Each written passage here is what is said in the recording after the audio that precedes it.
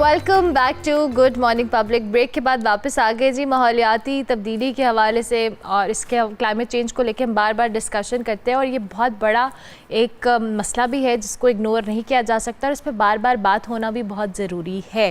माहौलियाती तब्दीली या मौसमियाती तब्दीली की बात की जाए तो दुनिया का हर शोबा जो है आपका मुतासर हो रहा है और एक बहुत बड़ा चैलेंज भी है इंसान के लिए कि इसको ओवरकम कैसे किया जाए। पाकिस्तान की अगर बात की जाए तो क्लाइमेट चेंज या मौसमियाती तब्दीली की जब हम बात करें ये उन ममालिक में शामिल है जो पे सबसे ज़्यादा इसके असरात हो रहे हैं, दो के कंट्रीब्यूशन उस तरह से नहीं है। लेकिन पाकिस्तान के अंदर क्या क्लाइमेट चेंज हमारी प्रायोरिटी का हिस्सा है, हम इस हवाले से काम कर रहे हैं। जो ऑलरेडी एक चीज़ इससे प्रिवेंट करने के लिए मौजूद है हम उसको भी इग्नोर कर रहे हैं। मैं दरख्तों के हवाले से बात कर रही हूँ। कराची का मैं स्पेसिफिकली यहाँ पे जिक्र करूँगी, दो कि हम ओवरऑल बात करते हैं, लेकिन कल एक पिक्चर हमारी नज़रों से गुजरी, हमने सोचा कि इस पर बात भी की जाए कि कराची पाकिस्तान का सबसे बड़ा और गुंजान आबाद जो कहने शहर है और यहाँ पर जो दरख्तों के हवाले से हम बात करें अनफॉर्चुनेटली ख़तरनाक हद तक इसमें कमी वाक़या हुई है। जहाँ हम बड़ी इमारतों की बात करें, इंफ्रास्ट्रक्चर डेवलप किया जा रहा है, वहीं किसी नए प्रोजेक्ट या इमारत की तामीर में जो उसकी जगह पे मौजूद दरख्त है उनको भी काट दिया जाता है। और ये स्क्रीन पे आपको नज़र आ रही है पिक्चर, ये बड़े मुल्कों की उनके शहरों की बात हो रही है और कराची के हवाले से आप देखें तो इसमें ग्रीनरी नाम की चीज़ आपको नज़र नहीं आ रही है। सेंटर में जो पिक्चर है, क्या इस कटाई के बदले में इस इदारे या निजी कंपनी जो इंफ्रास्ट्रक्चर या कोई भी प्रोजेक्ट बना रहा है उसके बदले कोई शजरकारी की जा रही है? नहीं, ऐसा नहीं हो रहा। इसके बाद जी ग्रीन स्पेस के हवाले से बात की जाए तो इस शहर में सिर्फ 3% जो है वो ग्रीन स्पेस रह गया। हम कराची की बात कर रहे हैं। ऑब्वियसली ये एक बहुत अलार्मिंग चीज़ है और जिस पे बात होना भी बड़ा ज़रूरी है। लेकिन ओवरऑल क्लाइमेट चेंज को लेकर हम किस तरह से प्रिवेंट कर सकते हैं, क्या इकदाम कर सकते हैं, इसी पे बात करेंगे। डॉक्टर अब्दुल कादिर हमारे साथ मौजूद हैं, माहिर माहौलियात हैं, उनको खुश आमदीद कहते हैं। Thank you very much professor साहब, बहुत शुक्रिया आपने ज्वाइन किया। बहुत शुक्रिया आपने इस नोबल कॉज़ के लिए इनवाइट किया। और क्लाइमेट चेंज एक ऐसा इशू है, इससे दुनिया में न सिर्फ इंसान बल्कि दूसरी जितनी भी अनवा हैं, स्पीशीज़ जिन्हें हम कहते हैं, सब बुरी तरह मुतासर हो गए। ज़ाहिर है। अच्छा प्रोफेसर, जिस तरह से अभी मैं बात भी कर रही थी कि हम अनफॉर्चुनेटली ये हमारी प्रायोरिटी का भी हिस्सा नहीं, शायद हम इस इशू को इतना सीरियसली ले नहीं रहे हैं कि ये जो दरख्तों का कटना है या दीगर चेंजेस हमें नज़र आ रहे हैं, मौसमों का प्रोलॉन्ग होना है, सुनामीज़ आ रहे हैं, सैलाब आ रहे हैं, ये सारी चीज़ें क्लाइमेट चेंज का ही एक रिफ्लेक्शन है। तो इस पे इक़दामात कितने ज़रूरी हैं? और अभी हम कराची को अगर स्पेसिफिकली डिस्कस करें। अच्छा, इसमें पाकिस्तान के हवाले से देखें तो पाकिस्तान टॉप 10 कंट्रीज़ में हैं जो सबसे ज़्यादा इस वक्त एंथ्रोपोजेनिक क्लाइमेट चेंज की वजह से मुतासर हो रहा है। अच्छा, क्लाइमेट चेंज एक नेचुरल प्रोसेस है। जब हम बात करते हैं एंथ्रोपोजेनिक क्लाइमेट चेंज की, तो उसमें ये वो वाली क्लाइमेट की टाइप है जो कि इंसानी मुदाखलत की वजह से तब्दीलियां आ रही हैं। अच्छा, ठीक है। इसमें जब से इंडस्ट्रियल रेवोल्यूशन आया है तब से हमने कार्बन की कंसंट्रेशन अपने एटमॉस्फेयर में बहुत ज़्यादा जो है वो खारिज करना शुरू कर दिया, जिसकी वजह से एक नेचुरल इम्बैलेंस हुआ है और ज़मीन का दर्जा हरारत जो है वो बढ़ता जा रहा है और उसकी वजह से फिर मौसमियाती तब्दीलियाँ आ रही हैं। कहीं पे बहुत सारे साइक्लोन्स आ रहे हैं और हीट वेव्स आ रही हैं। अभी पिछले दिनों जो हमने हीट वेव का एक्सपीरियंस किया है, this is one of the worst heat wave during last decade.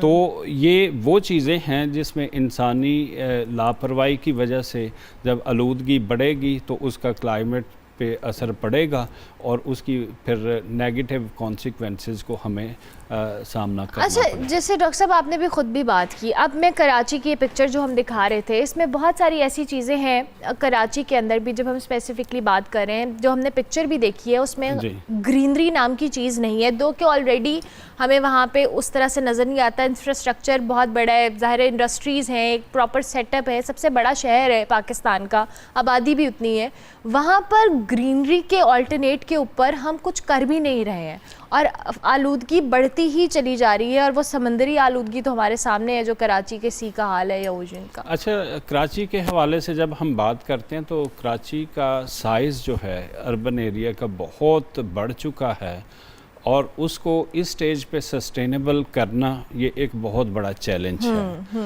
जिस तरह पूरे मुल्क से बल्कि इंटरनेशनली माइग्रेशन हुई हैं कराची के अंदर, उसकी वजह से ये एक बहुत मेगा सिटी बन चुका है। अब हमें ये देखना है कि हम क्या कर सकते हैं, कि जो माजी में हो गया वो तो हो गया, अब फ्यूचर में क्या कर सकते हैं।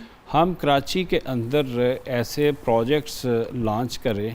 ऑलरेडी कुछ लोग, कुछ organization, Clifton urban forest project है, उन्होंने एक सक्सेसफुल एक वहाँ पे ये प्रोजेक्ट किया है जिसमें एक अर्बन फॉरेस्ट डेवलप किया है। ठीक है। अब ये अर्बन फॉरेस्ट ये एक पूरे कराची के लिए एक बेहतरीन एग्जाम्पल है।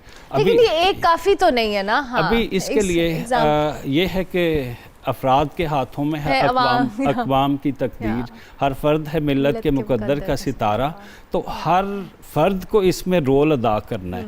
ये नहीं कि एक ऑर्गेनाइजेशन ने प्लांटेशन कर ली। अब मेरा अगला सवाल भी प्रोफेसर साहब यही है कि एक आम शहरी इसमें क्या हिस्सा डाल सकता है, क्योंकि जाहिर है अब इदारे अपने तौर पे हमें पता ही है कितने कैपेबल हैं या कितना उनमें कैपेसिटी है, वो क्या कर लेंगे। ये एक अर्बन फॉरेस्ट तो ज़ाहिर इतने बड़े शहर के लिए काफ़ी भी नहीं है, हर इंडिविजुअल भी तो कोई कंट्रीब्यूशन दे सकता है। अच्छा, इसमें कराची के हवाले से जब हम बात करते हैं ना, तो कराची में हम सबसे पहले तो वो स्पेस आइडेंटिफाई करनी चाहिए जहाँ पे अर्बन फॉरेस्ट डेवलप हो सकता है। अब ये अर्बन फॉरेस्ट जब किसी भी सिटी के अंदर डेवलप होता है तो वो परिंदों की अनवा, वो जानदारों की अनवा जिनको हमने वहाँ से निकाल के शहर बसाए थे, जब ये अर्बन फॉरेस्ट बनेंगे तो उन परिंदों की और उन जानवरों की उसमें वापसी होगी, जिसकी वजह से क्या होगा, एक सस्टेनेबल अर्बन इकोसिस्टम डेवलप होगा।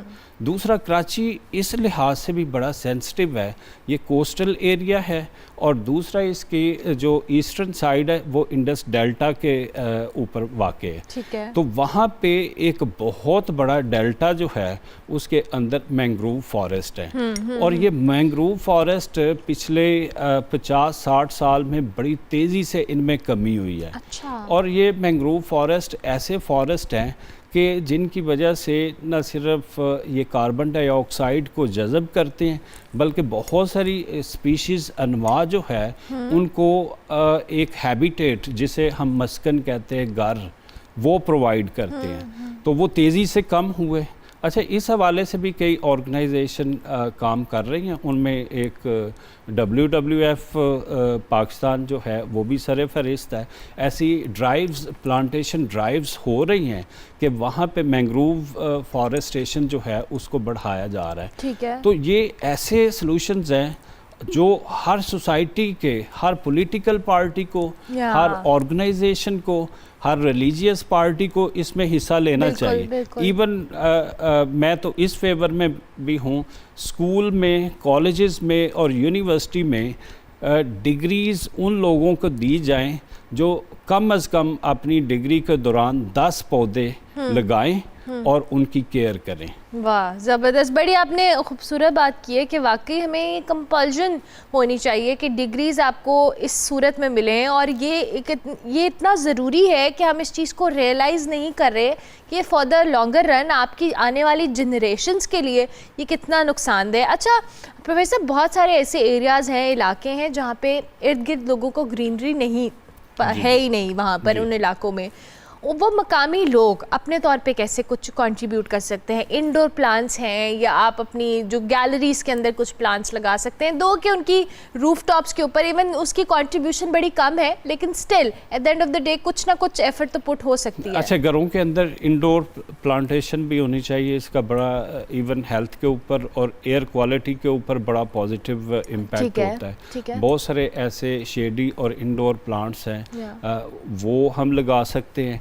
और जो हमारे साथ एक बहुत बड़ा अलमिया हुआ है, मैं पिछले क्वेश्चन की तरफ ही जाऊँगा, हमने बहुत सारी ऐसी प्लांट स्पीशीज़ जो बाहर दूसरे मुल्कों से इंपोर्ट करके यहाँ पे इंट्रोड्यूस करवाई, उसमें यूकलिप्टस है, कोनोकार्पस है, ये ऐसी स्पीशीज़ हैं जिन्होंने हमारे माहौल को डिस्टर्ब किया है। अच्छा। जो हमारी मकामी प्लांट की स्पीशीज़ हैं हमें उनको दोबारा री इंट्रोड्यूस करवाना चाहिए। और हमारी प्लांट स्पीशीज़ जो मकामी हैं ऐसी हैं, ये ड्राउट रेजिस्टेंट है, इवन पानी की शॉर्टेज को भी टॉलरेट कर सकती हैं। इसमें और हमने अपनी स्पीशीज को नहीं किया, हमने जो बाहर से इंपोर्ट कराए उसने कहीं ना कहीं डैमेज ही किया है।